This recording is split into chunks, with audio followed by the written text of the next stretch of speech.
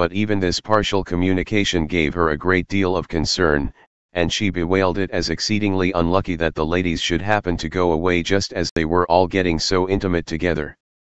After lamenting it, however, at some length, she had the consolation of thinking that Mr. Bingley would be soon down again, and soon dining at Longbourn, and the conclusion of all was the comfortable declaration, that, though he had been invited only to a family dinner, she would take care to have 2 full courses. Chapter 22. The Bennets were engaged to dine with the Lucases, and again, during the chief of the day, was Miss Lucas so kind as to listen to Mr. Collins. Elizabeth took an opportunity of thanking her. "It keeps him in good humor," said she, "and I am more obliged to you than I can express." Charlotte assured her friend of her satisfaction in being useful, and that it amply repaid her for the little sacrifice of her time. This was very amiable, but Charlotte's kindness extended farther than Elizabeth had any conception of. Its object was nothing less than to secure her from any return of Mr. Collins's addresses, by engaging them towards herself. Such was Miss Lucas's scheme, and appearances were so favourable, that when they parted at night, she would have felt almost sure of success if he had not been to leave Hertfordshire so very soon. But here she did injustice to the fire and independence of his character, for it led him to escape out of Longbourn House the next morning with admirable slyness, and hasten to Lucas Lodge to throw himself at her feet. He was anxious to avoid the notice of his cousins, from a conviction that, if they saw him depart, they could not fail to conjecture his design, and he was not willing to have the attempt known till its success could be known likewise, for, though feeling almost secure, and with reason, for Charlotte had been tolerably encouraging, he was comparatively diffident since the adventure of Wednesday. His reception, however, was of the most flattering kind. Miss Lucas perceived him from an upper window as he walked towards the house, and instantly set out to meet him accidentally in the lane.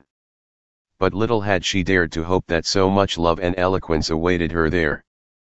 In as short a time as Mr. Collins's long speeches would allow, everything was settled between them to the satisfaction of both, and as they entered the house, he earnestly entreated her to name the day that was to make him the happiest of men, and though such a solicitation must be waived for the present, the lady felt no inclination to trifle with his happiness. The stupidity with which he was favored by nature must guard his courtship from any charm that could make a woman wish for its continuance, and Miss Lucas, who accepted him solely from the pure and disinterested desire of an establishment, cared not how soon that establishment were gained. Sir William and Lady Lucas were speedily applied to for their consent, and it was bestowed with a most joyful alacrity. Mr. Collins's present circumstances made it a most eligible match for their daughter, to whom they could give little fortune, and his prospects of future wealth were exceedingly fair.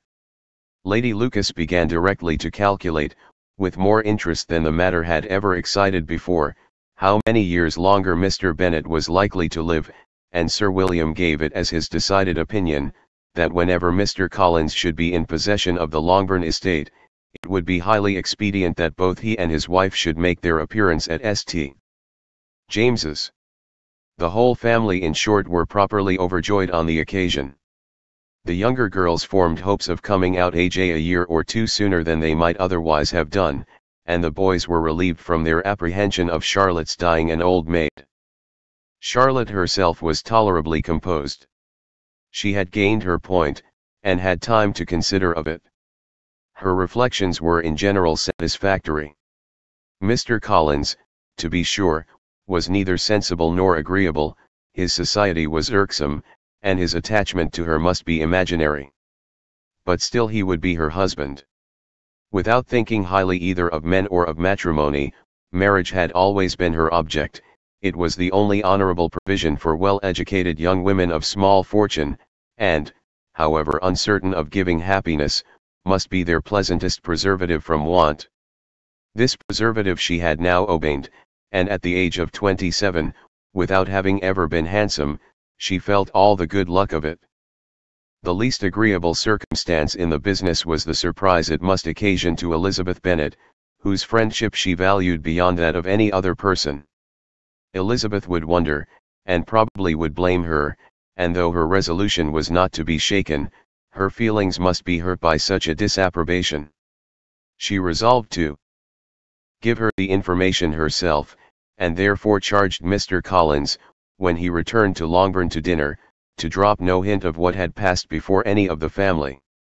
A promise of secrecy was of course very dutifully given, but it could not be kept without difficulty, for the curiosity excited by his long absence burst forth in such very direct questions on his return, as required some ingenuity to evade, and he was at the same time exercising great self-denial, for he was longing to publish his prosperous love. As he was to begin his journey too early on the morrow to see any of the family, the ceremony of leave-taking was performed when the ladies moved for the night, and Mrs. Bennet, with great politeness and cordiality, said how happy they should be to see him at Longbourn again, whenever his other engagements might allow him to visit them. "My dear madam," he replied, "this invitation is particularly gratifying, because it is what I have been hoping to receive, and you may be very certain that I shall avail myself of it as soon as possible." They were all astonished, and Mr. Bennet, who could by no means wish for so speedy a return, immediately said, "But is there not danger of Lady Catherine's disapprobation here, my good sir? You had better neglect your relations than run the risk of offending your patroness." "My dear sir," replied Mr. Collins, "I am particularly obliged to you for this friendly caution, and you may depend upon my not taking so material a step without her ladyship's concurrence. You cannot be too much on your guard. Risk anything rather than her displeasure, and if you find it likely to be raised by your coming to us again, which I should think exceedingly probable, stay quietly at home, and be satisfied that we shall take no offense. Believe me, my dear sir, my gratitude is warmly excited by such affectionate attention, and, depend upon it, you will speedily receive from me a letter of thanks for this as well as for every other mark of your regard during my stay in Hertfordshire. As for my fair cousins, though my absence may not be long enough to render it necessary, I shall now take the liberty of wishing them health and happiness, not excepting my cousin Elizabeth." With proper civilities, the ladies then withdrew, all of them equally surprised to find that he meditated a quick return. Mrs. Bennet wished to understand by it that he thought of paying his addresses to one of her younger girls, and Mary might have been prevailed on to accept him. She rated his abilities much higher than any of the others. There was a solidity in his reflections which often struck her, and though by no means so clever as herself, she thought that, if encouraged to read and improve himself by such an example as hers, he might become a very agreeable companion. But on the following morning every hope of this kind was done away. Miss Lucas called soon after breakfast, and in a private conference with Elizabeth related the event of the day before. The possibility of Mr. Collins's fancying himself in love with her friend had once occurred to Elizabeth within the last day or two, but that Charlotte could encourage him seemed almost as far from possibility as that she could encourage him herself, and her astonishment was consequently so great as to overcome at first the bounds of decorum, and she could not help crying out, engaged to Mr. Collins, "My dear Charlotte, impossible." The steady countenance which Miss Lucas had commanded in telling her story gave way to a momentary confusion here on receiving so direct a reproach, though, as it was no more than she expected, she soon regained her composure, and calmly replied, "Why should you be surprised, my dear Eliza? Do you think it incredible that Mr. Collins should be able to procure any woman's good opinion, because he was not so happy as to succeed with you?" But Elizabeth had now recollected herself, and, making a strong effort for it, was able to assure her, with tolerable firmness, that the prospect of their relationship was highly grateful to her, and that she wished her all imaginable happiness. "I see what you are feeling," replied Charlotte. "You must be surprised, very much surprised, so lately as Mr. Collins was wishing to marry you. But when you have had time to think it all over, I hope you will be satisfied with what I have done. I am not romantic, you know. I never was.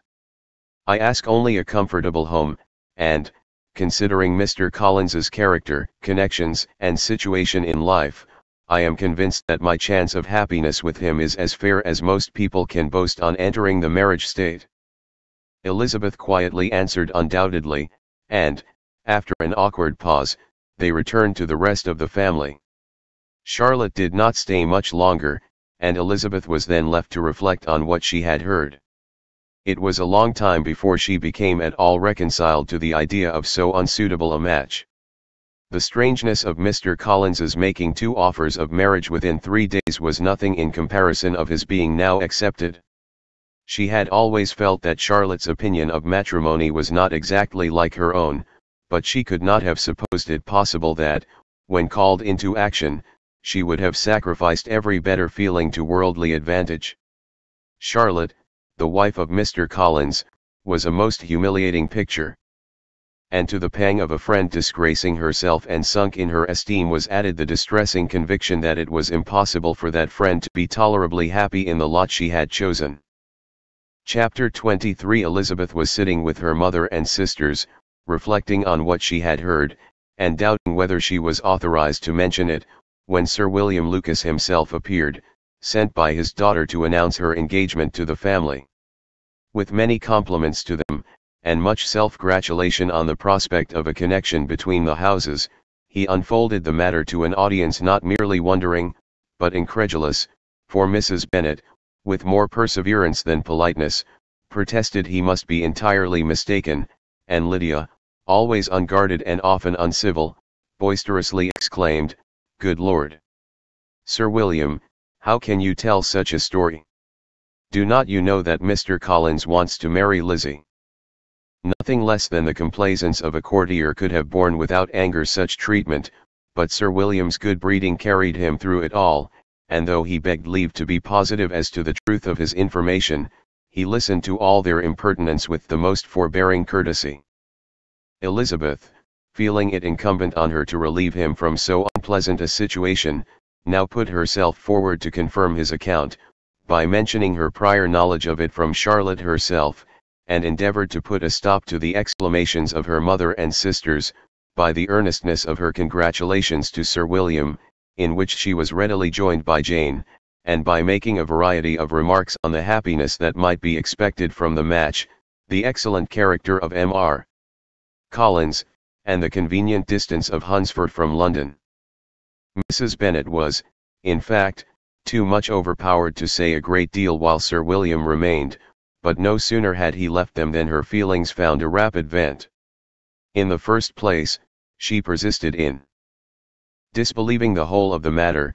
Secondly, she was very sure that Mr. Collins had been taken in. Thirdly, she trusted that they would never be happy together, and, fourthly, that the match might be broken off. 2 inferences, however, were plainly deduced from the whole: 1, that Elizabeth was the real cause of all the mischief, and the other, that she herself had been barbarously used by them all, and on these 2 points she principally dwelt during the rest of the day. Nothing could console and nothing appease her. Nor did that day wear out her resentment. A week elapsed before she could see Elizabeth without scolding her, a month passed away before she could speak to Sir William or Lady Lucas without being rude, and many months were gone before she could at all forgive their daughter. Mr. Bennet's emotions were much more tranquil on the occasion, and such as he did experience he pronounced to be of a most agreeable sort, for it gratified him, he said, to discover that Charlotte Lucas, whom he had been used to think tolerably sensible, was as foolish as his wife, and more foolish than his daughter. Jane confessed herself a little surprised at the match, but she said less of her astonishment than of her earnest desire for their happiness, nor could Elizabeth persuade her to consider it as improbable. Kitty and Lydia were far from envying Miss Lucas, for Mr. Collins was only a clergyman, and it affected them in no other way than as a piece of news to spread at Meryton. Lady Lucas could not be insensible of triumph on being able to retort on Mrs. Bennet the comfort of having a daughter well married, and she called at Longbourn rather oftener than usual to say how happy she was, though Mrs. Bennet's sour looks and ill-natured remarks might have been enough to drive happiness away. Between Elizabeth and Charlotte there was a restraint which kept them mutually silent on the subject, and Elizabeth felt persuaded that no real confidence could ever subsist between them again. Her disappointment in Charlotte made her turn with fonder regard to her sister, of whose rectitude and delicacy she was sure her opinion could never be shaken, and for whose happiness she grew daily more anxious, as Bingley had now been gone a week, and nothing was heard of his return. Jane had sent Caroline an early answer to her letter, and was counting the days till she might reasonably hope to hear again. The promised letter of thanks from Mr. Collins arrived on Tuesday, addressed to their father, and written with all the solemnity of gratitude which a 12-month's abode in the family might have prompted. After discharging his conscience on that head, he proceeded to inform them, with many rapturous expressions, of his happiness in having obtained the affection of their amiable neighbour, Miss Lucas, and then explained that it was merely with the view of enjoying her society that he had been so ready to close with their kind wish of seeing him again at Longbourn, whither he hoped to be able to return on Monday fortnight, for Lady Catherine, he added, so heartily approved his marriage, that she wished it to take place as soon as possible, which he trusted would be an unanswerable argument with his amiable Charlotte to name an early day for making him the happiest of men. Mr. Collins's return into Hertfordshire was no longer a matter of pleasure to Mrs. Bennet. On the contrary, she was as much disposed to complain of it as her husband. It was very strange that he should come to Longbourn instead of to Lucas Lodge, it was also very inconvenient and exceedingly troublesome. She hated having visitors in the house while her health was so indifferent, and lovers were of all people the most disagreeable. Such were the gentle murmurs of Mrs. Bennet, and they gave way only to the greater distress of Mr. Bingley's continued absence. Neither Jane nor Elizabeth were comfortable on this subject. Day after day passed away without bringing any other tidings of him than the report which shortly prevailed in Meryton of his coming no more to Netherfield the whole winter, a report which highly incensed Mrs. Bennet, and which she never failed to contradict as a most scandalous falsehood. Even Elizabeth began to fear not that Bingley was indifferent but that his sisters would be successful in keeping him away. Unwilling as she was to admit an idea so destructive of Jane's happiness, and so dishonourable to the stability of her lover, she could not prevent its frequently recurring. The united efforts of his two unfeeling sisters and of his overpowering friend, assisted by the attractions of Miss Darcy and the amusements of London, might be too much, she feared, for the strength of his attachment. As for Jane, her anxiety under this suspense was, of course, more painful than Elizabeth's, but whatever she felt she was desirous of concealing, and between herself and Elizabeth, therefore, the subject was never alluded to. But as no such delicacy restrained her mother, an hour seldom passed in which she did not talk of Bingley, express her impatience for his arrival, or even require Jane to confess that if he did not come back she should think herself very ill-used. It needed all Jane's steady mildness to bear these attacks with tolerable tranquillity. Mr. Collins returned most punctually on the Monday fortnight, but his reception at Longbourn was not quite so gracious as it had been on his first introduction. He was too happy, however, to need much attention, and, luckily for the others, the business of love-making relieved them from a great deal of his company. The chief of every day was spent by him at Lucas Lodge, and he sometimes returned to Longbourn only in time to make an apology for his absence before the family went to bed. Mrs. Bennet was really in a most pitiable state. The very mention of anything concerning the match threw her into an agony of ill humour, and wherever she went she was sure of hearing it talked of. The sight of Miss Lucas was odious to her. As her successor in that house, she regarded her with jealous abhorrence.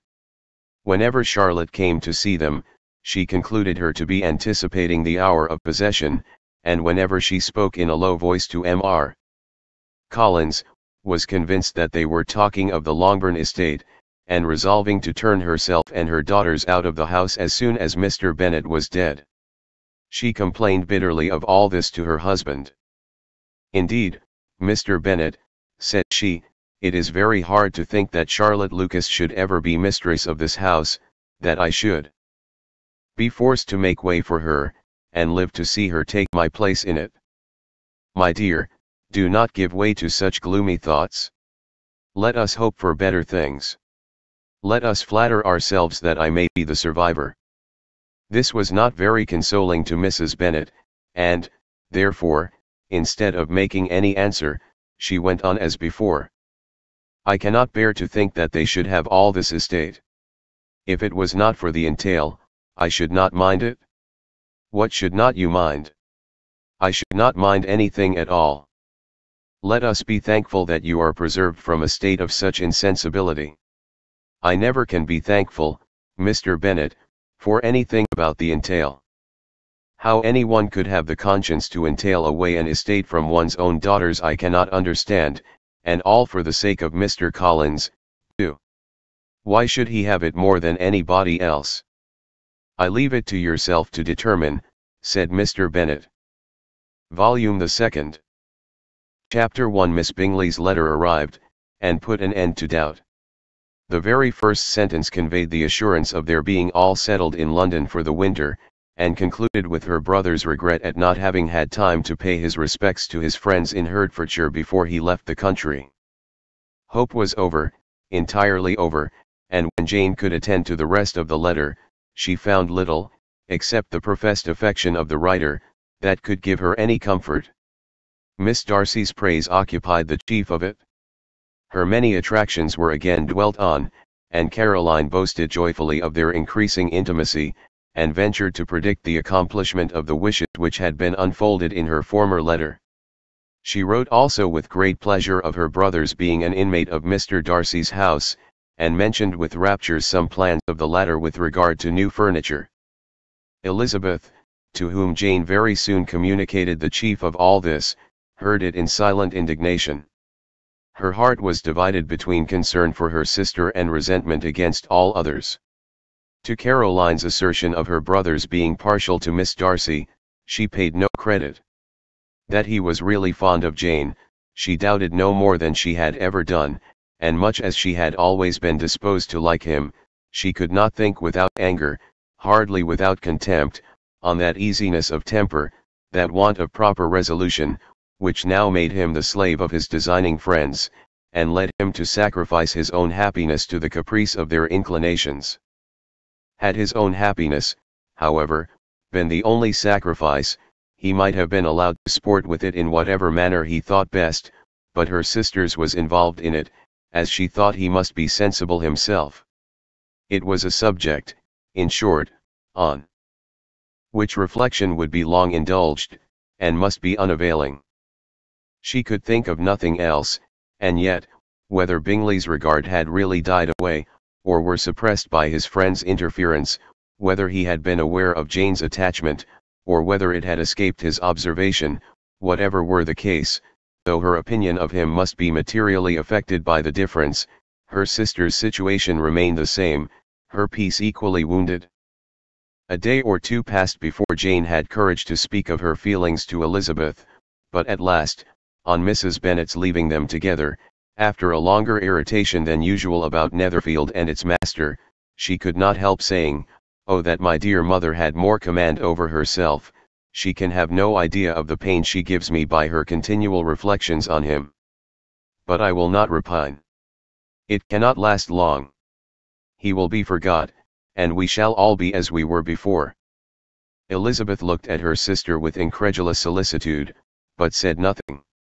"You doubt me," cried Jane, slightly coloring, "indeed you have no reason.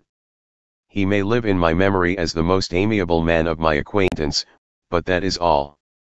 I have nothing either to hope or fear, and nothing to reproach him with. Thank God, I have not that pain. A little time, therefore I shall certainly try to get the better." With a stronger voice she soon added, "I have this comfort immediately, that it has not been more than an error of fancy on my side, and that it has done no harm to any one but myself." "My dear Jane," exclaimed Elizabeth, "you are too good. Your sweetness and disinterestedness are really angelic. I do not know what to say to you. I feel as if I had never done you justice, or loved you as you deserve." Miss Bennet eagerly disclaimed all extraordinary merit, and threw back the praise on her sister's warm affection. "Nay," said Elizabeth, "this is not fair.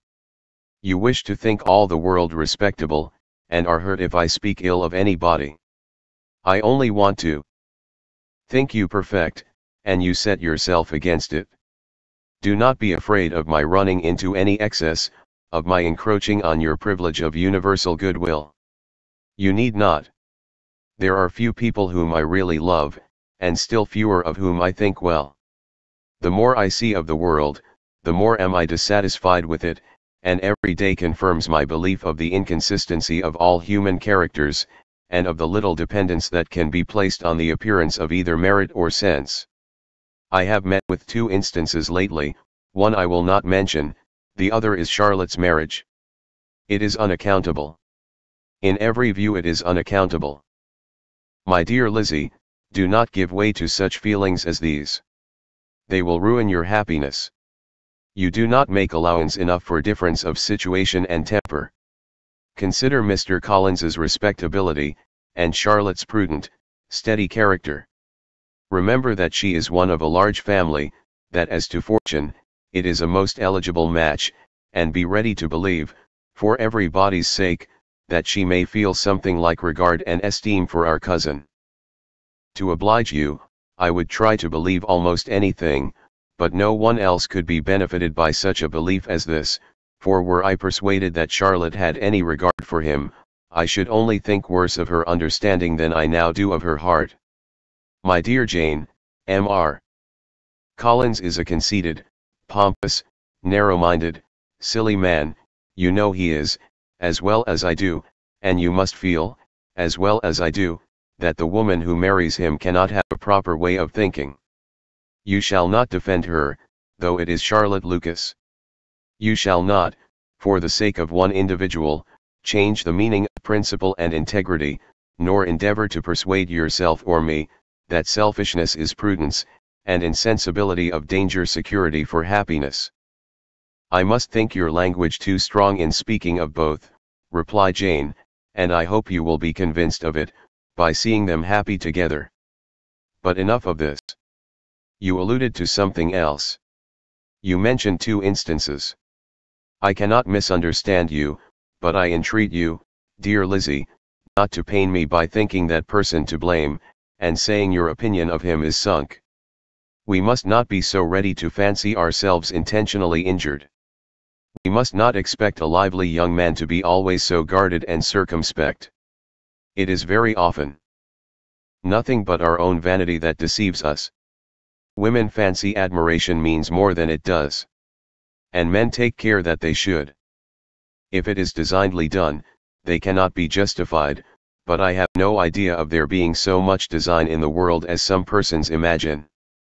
I am far from attributing any part of Mr. Bingley's conduct to design, said Elizabeth, but without scheming to do wrong, or to make others unhappy, there may be error, and there may be misery.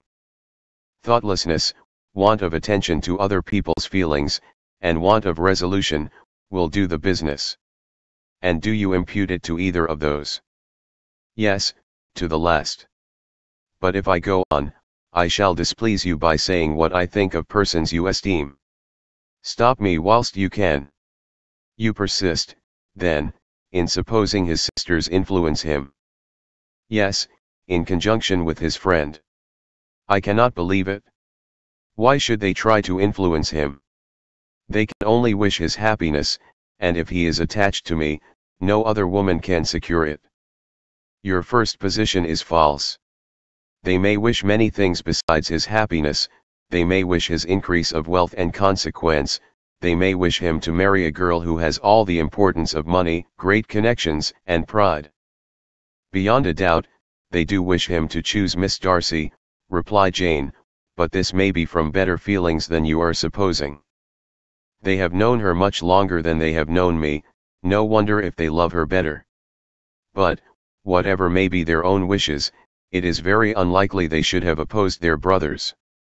What sister would think herself at liberty to do it, unless there were something very objectionable?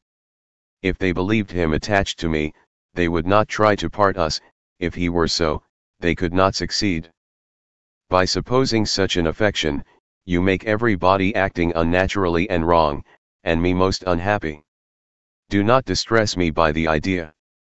I am not ashamed of having been mistaken, or, at least, it is slight, it is nothing in comparison of what I should feel in thinking ill of him or his sisters. Let me take it in the best light, in the light in which it may be understood. Elizabeth could not oppose such a wish, and from this time Mr. Bingley's name was scarcely ever mentioned between them. Mrs. Bennet still continued to wonder and repine at his returning no more, and though a day seldom passed in which Elizabeth did not account for it clearly, there seemed little chance of her ever considering it with less perplexity. Her daughter endeavoured to convince her of what she did not believe herself, that his attentions to Jane had been merely the effect of a common and transient liking, which ceased when he saw her no more, but though the probability of the statement was admitted at the time, she had the same story to repeat every day. Mrs. Bennet's best comfort was, that Mr. Bingley must be down again in the summer. Mr. Bennet treated the matter differently. "So, Lizzie," said he one day, "your sister is crossed in love, I find. I congratulate her. Next to being married, a girl likes to be crossed in love a little now and then. It is something to think of, and gives her a sort of distinction among her companions. When is your turn to come? You will hardly bear to be long outdone by Jane. Now is your time. Here are officers enough at Meryton to disappoint all the young ladies in the country. Let Wickham be your man. He is a pleasant fellow, and would jilt you creditably." "Thank you, sir, but a less agreeable man would satisfy me. We must not all expect Jane's good fortune." "True," said Mr. Bennet, "but it is a comfort to think that, whatever of that kind may befall you, you have an affectionate mother who will always make the most of it." Mr. Wickham's society was of material service in dispelling the gloom which the late perverse occurrences had thrown on many of the Longbourn family. They saw him often, and to his other recommendations was now added that of general unreserve. The whole of what Elizabeth had already heard, his claims on Mr. Darcy, and all that he had suffered from him, was now openly acknowledged and publicly canvassed, and everybody was pleased to think how much they had always disliked Mr. Darcy before they had known anything of the matter. Miss Bennet was the only creature who could suppose there might be any extenuating circumstances in the case unknown to the society of Hertfordshire.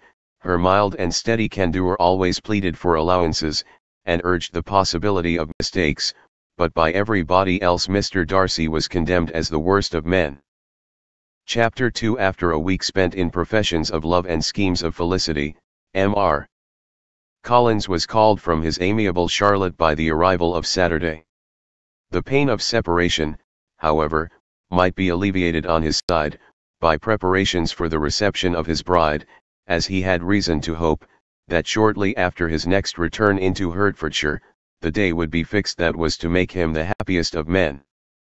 He took leave of his relations at Longbourn with as much solemnity as before, wished his fair cousins health and happiness again, and promised their father another letter of thanks.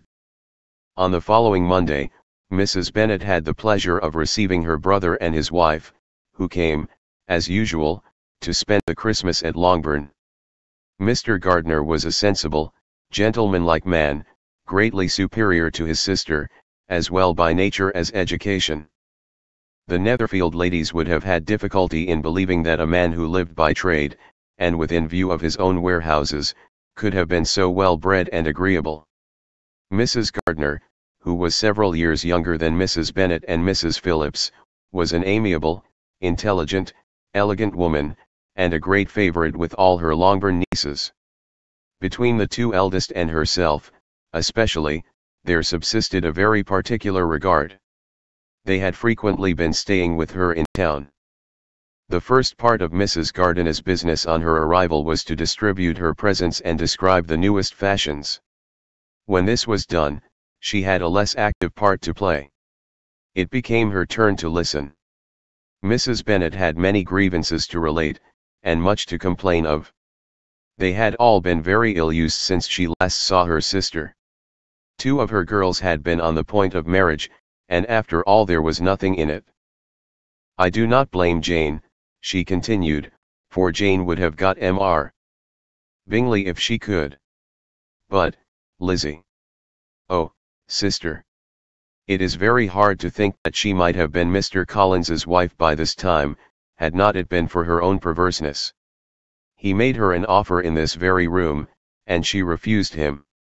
The consequence of it is, that Lady Lucas will have a daughter married before I have, and that Longbourn estate is just as much entailed as ever. The Lucases are very artful people indeed, sister. They are all for what they can get. I am sorry to say it of them, but so it is. It makes me very nervous and poorly, to be thwarted so in my own family, and to have neighbors who think of themselves before anybody else. However, your coming just at this time is the greatest of comforts, and I am very glad to hear what you tell us of long sleeves. Mrs. Gardiner, to whom the chief of this news had been given before, in the course of Jane and Elizabeth's correspondence with her, made her sister a slight answer, and in compassion to her nieces turned the conversation. When alone with Elizabeth afterwards, she spoke more on the subject. "It seems likely to have been a desirable match for Jane," said she. "I am sorry it went off. But these things happen so often. A young man, such as you describe Mr. Bingley, so easily falls in love with a pretty girl for a few weeks, and when accident separates them so easily forgets her, that these sort of inconstancies are very frequent." "An excellent consolation in its way," said Elizabeth, "but it will not do for us. We do not suffer by accident. It does not often happen that the interference of friends will persuade a young man of independent fortune to think no more of a girl whom he was violently in love with only a few days before.